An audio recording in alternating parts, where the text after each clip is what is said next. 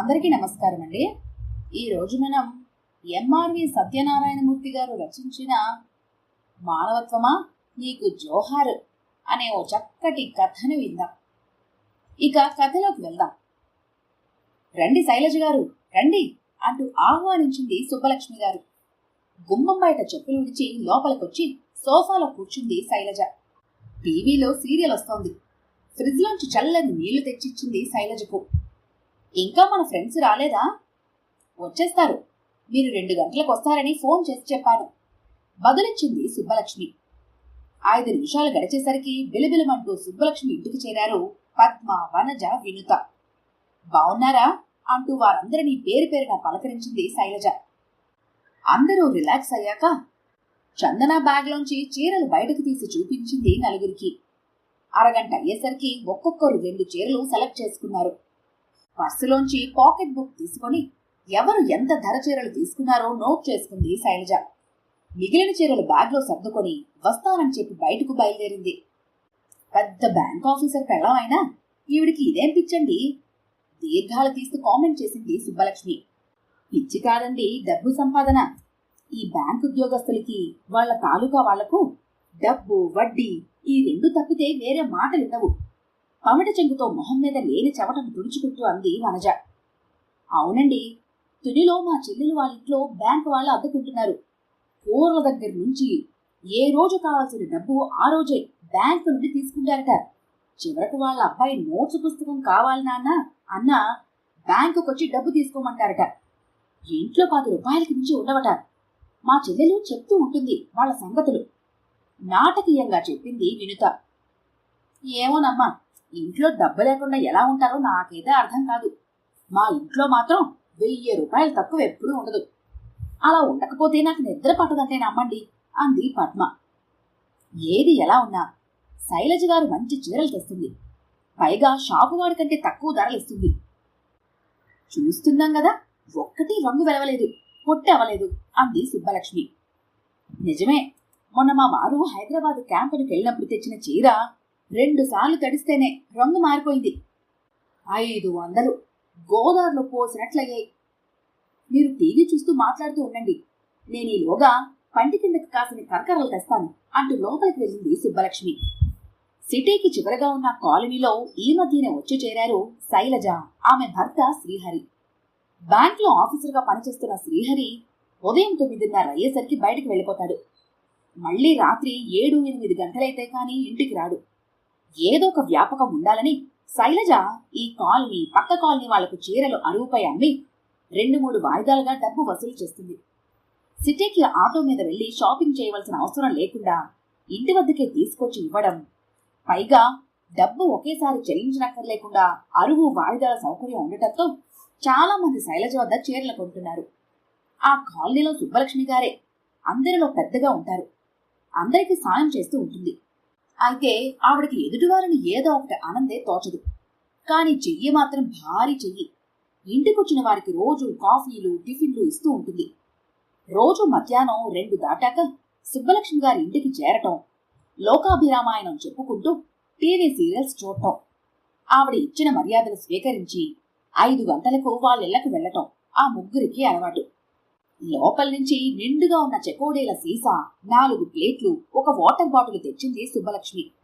సీసా మూత తీసి అందులో నుండి చెకోడీలు 4 ప్లేట్లలో సర్దింది. శైలజ గారు మధ్యాహ్నం పూట చీరలమ్ముతుంది. మరి పొద్దున్నే 10 గంటలకు ఇంటికి తాళం పెట్టి బయటకు వెళ్లి మరలా 1 గంటకొస్తుంది. ఎక్కడైనా కాన్వెంట్లో పనిచేస్తున్నారా అంటే లేదు అంటుంది. మరెక్కడికి వెళ్తారు అంటే నవ్వుతుందే గాని సమాధానం ఇవ్వదు. ఏమిటంటారా రహస్యం సుబ్బలక్ష్మి గారు? చెకోడీలు తింటూనే గరగరమంటూ మాట్లాడింది వనజ. సుబ్బలక్ష్మి గారు 2-3 సార్లు చెప్పి చూసింది, తినడం అయ్యాక మాట్లాడండి, లేదా మాట్లాడటం అయ్యాక తినండి అని. ఓహో, ఆవిడ వింటేగా, ఆవిడ ధోరణే ఆవిడది. పోనీలిద్దరు, భర్త బ్యాంకుకి వెళ్ళిపోయాక అలాగే గుడికో వెళ్తుందేమో. అబ్బే, గుడికి వెళ్తే ఒకరోజు కాకపోతే ఒకరోజైనా టెంకాయో, పళ్ళో, పూలో తీసుకెళ్తారు కదా, చేతులు ఊపుకుంటూ వెళ్ళొస్తుంది. నేను చాలాసార్లు పరీక్షగా చూశాను, మళ్లీ గరగరమంటూ చెప్పింది వనజ. అదిగో మంచి సీన్ వస్తోంది టీవీలో చూడండి అని వినుత హెచ్చరించడంతో నలుగురు సీరియల్ చూడటంలో మునిగిపోయారు. వాల్ క్లాక్ 5 గంటలకు సుతారంగా పియానోలా ధ్వనించడంతో చీరల ప్యాకెట్లతో ఎవరింటికి వారు బయలుదేరారు పద్మ, వనజ, వినిత. 10 రోజులు గడిచాక వనజ సుబ్బలక్ష్మి గారింటికి ఆయాస పడుతూ వచ్చింది. ఈ విషయం విన్నారా? మన శైలజ గారు మా వారికి బట్టల షాప్లో కనిపించారట. ఆ షాప్ అతనితో ఒకటే ఇకయకలు పక్కపక్కలునట. మా వారు ఆయన ఫ్రెండు ముక్కును వేలేసుకుని బయటకు వచ్చేశారట. వనజ చెప్పడం ముగించేసరికి వినిత కూడా వచ్చింది. సుబ్బలక్ష్మి గారు, మా అబ్బాయికి శైలజ గారు వాళ్ళ కాలేజీలో కనిపించారట. ఏవో హ్యాండీక్రాఫ్ట్స్ తీసుకొచ్చి లెక్చరర్స్ అమ్ముతున్నారట. మా అబ్బాయిని పలకరించారట కూడా. బ్యాంక్ ఆఫీసర్ భార్య అయి ఉండి ఇలా ప్రతి చోటకి తగుదనమ్మా అంటూ బయలుదేరుతోంది. ఏం బాగుంటుంది చెప్పండి? ఏమిటోనమ్మా, ఈ శైలజ వ్యవహారం నాకు అర్థం కావటం లేదు. ఈ అమ్మాయికి డబ్బు సంపాదన మీద బాగా మోజు పుట్టినట్టుంది. లేకపోతే ఈ అమ్మకాల పేరుతో ఎంత కష్టపడుతోంది. ఎంత దూరమైనా అలా సంచులు మోసుకుంటూ నడిచి వెళ్ళి చీరలు అమ్ముతుంది. పోనీ ఆ అమ్మకాల లాభాల నుంచైనా కొంత ఖర్చు చేసి ఆటో మీద వెళ్ళొచ్చు కదా. అలా చెయ్యదు. ఎందుకింత పిసినారుగా ఉంటుందో ఆ దేవుడికే తెలియాలి. ఈసారి కలుసుకున్నప్పుడు ఆమెను అడగాలి. యథాప్రకారం మధ్యాహ్నం 2 గంటలకు సుబ్బలక్ష్మి గారింట్లో వనజ, వినుత, పద్మ సమావేశమైన తరుణంలో శైలజ కూడా వచ్చింది. కుశల ప్రశ్నలయ్యాక సుబ్బలక్ష్మి గారు అడిగారు, చూడండి శైలజ గారు, మీరేమీ అనుకోకుండా ఉంటే నేను ఒక విషయం అడుగుదాము అనుకుంటున్నాను. మీరు పెద్దవారు, సంశయం ఎందుకు? అడగండి, నేనేమీ అనుకోను. మీరు 3 కుటుంబ సభ్యులు. మీ వారు బ్యాంక్ ఆఫీసరు. సుమారు 20,000 వరకు జీతం వస్తుందనుకుంటాను. అవునండి. ఆర్థికంగా లోటు లేని మీరు ఈ చీరల అమ్మకం, ఇతర వస్తువుల అమ్మకం కోసం ఎందుకింత శ్రమ పడుతున్నారు? మీ విద్యార్హతలతో ఏ కాన్వెంట్లో పనిచేసినా నెలకు 1,500 నుండి 2,000 వరకు వస్తాయి. 1 సంవత్సరం నుండి మిమ్మల్ని గమనిస్తున్నాను. మీరు ఈ కాలనీకి వచ్చినప్పుడు నా చలాకీతనం ఇప్పుడు లేదు. ఏదో బరువు మోస్తున్న వ్యక్తిలా గంభీరంగా ఉంటున్నారు. మొహంలో అలసట కూడా చోటు చేసుకుంటుంది. దయచేసి ఇలా అడుగుతున్నందుకు ఏమీ అనుకోకండి. సుబ్బలక్ష్మి గారు అంత ఆత్మీయంగా మాట్లాడటంతో శైలజకు ఆవిడ మీద ఉన్న గౌరవం రెట్టింపైంది. మీరు చెప్పినట్లుగా మాకు ఆర్థికపరమైన ఇబ్బందులు ఏమీ లేవు. మనిషన్నాక తిని కూర్చోకూడదని ఈ వ్యాపకం ఎంచుకున్నాను. కానీ నా గురించి మీరింత పరిశీలనగా గమనిస్తారు అనుకోలేదు. నన్ను మీ దానిగా భావించి నా ఆరోగ్యం గురించి మీరింత ఆపేక్షగా ఆలోచిస్తున్నందుకు కృతజ్ఞతలు. మరోసారి వివరంగా మీకు అన్ని విషయాలు చెబుతాను. మీ అందరికీ నాదొక ఆహ్వానం. వచ్చే ఆదివారం సాయంత్రం 5 గంటలకు శ్రీరామ్ నగర్లో జరిగే ఈ కార్యక్రమానికి మీరందరూ తప్పకుండా రావాలి అంటూ హ్యాండ్ బ్యాగ్లో నుండి ఆహ్వాన పత్రాలు తీసి నలుగురికి ఇచ్చి వస్తానని చెప్పి వెళ్ళిపోయింది. శైలజ వెళ్ళిపోయాక ఆ నలుగురు కవర్లోని ఇన్విటేషన్లు బయటకు తీసి చదివారు. కొంతమంది వికలాంగ బాలబాలికలకు ఒక స్వచ్ఛంద సంస్థ వారు కృత్రిమ అవయవాలు బహుకరిస్తారని, 2 డాక్టర్లు, ఆ ప్రాంత మహిళా శాసనసభ్యురాలు ఈ కార్యక్రమంలో పాల్గొంటున్నారని అందులో ఉంది. శైలజ కోసం తప్పకుండా ఈ కార్యక్రమానికి వెళ్లాలని నలుగురు నిర్ణయించుకున్నారు. ఆదివారం నాడు సుబ్బలక్ష్మి గారు, పద్మ, వనజ, వినుత నలుగురు ఆటో మీద శ్రీరామ్ నగర్కు వెళ్లారు. ఆరు బయట టిప్ టాప్ వేసి ఉన్న ప్రాంతంలో జనం గుమిగూడి ఉండటంతో అదే సభావేదికగా భావించి అక్కడికి వెళ్లారు. దూరం నుంచే వారిని చూసిన శైలజ పరుగు పరుగున వచ్చి వారిని రిసీవ్ చేసుకుని 2వ వరుసలో కుర్చీలో కూర్చోబెట్టింది. మొదటి వరుసలో వికలాంగ పిల్లలు, వారి తల్లిదండ్రులు కూర్చొనున్నారు. 10 నిమిషాలు గడిచేసరికి ఎమ్మెల్యే ఉమాదేవి, డాక్టర్లు మహతి, మిహిరా వచ్చారు. సభా నిర్వాహకులు శైలజ వారిని రిసీవ్ చేసుకుని స్టేజ్ వద్దకు తీసుకొచ్చారు. సంస్థ కార్యదర్శి రమాదేవి అతిథుల్ని, శైలజను వేదికపైకి ఆహ్వానించింది. వికలాంగ పిల్లల ఆరోగ్య సంరక్షణ గురించి డాక్టర్ మాలతి, డాక్టర్ మిహిరలు వివరించారు. ఎమ్మెల్యే ఉమాదేవి వికలాంగులకు కృత్రిమ అవయవాలు జైపూర్ లిమ్స్ అందజేసింది. ఎంతో ప్రయాసతో వేదికపైకి వస్తున్న ఆ అంగవైకల్యుల్ని చూసి వేదిక ముందున్న వారందరి హృదయాలు జాలితో నిండిపోయాయి. సుబ్బలక్ష్మి గారైతే ఏకంగా కళ్ళనీళ్లు పెట్టుకుంది వారి అవస్థలు చూసి. ముఖ్య అతిథి ఎమ్మెల్యే ప్రసంగించింది. సభలో ఉన్న వారందరికీ నమస్కారాలు. గతంలో ఈ సంస్థ వారి కార్యక్రమంలో పాల్గొన్నాను. సేవా సంస్థలు కూడా వ్యాపారంగా మారిపోయిన ఈ రోజుల్లో చేయూత సంస్థ వారు నిస్వార్థంగా సేవలందించడం అభినందనీయం. సంస్థ కార్యదర్శి రమాదేవి చెప్పిన ఒక విషయం నన్ను ఇక్కడికి మరలా తీసుకొచ్చింది.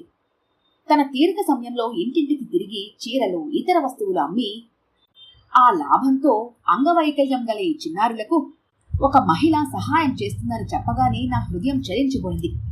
ఆమె ఎవరో కాదు, శ్రీమతి శైలజ. ఆమెను హృదయపూర్వకంగా అభినందిస్తూ ఈ జ్ఞాపికను బహుకరిస్తున్నాను. ఎమ్మెల్యే ఉమాదేవి వెలుగులు విరజిమ్ముతున్న దీపం బొమ్మను శైలజకు అందజేసింది.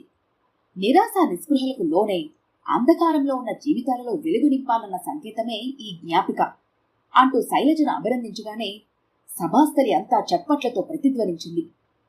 అందరూ శైలజ మాట్లాడాలని అభ్యర్థించగా నమస్కారం చేస్తూ మైకు ముందుకొచ్చింది శైలజ.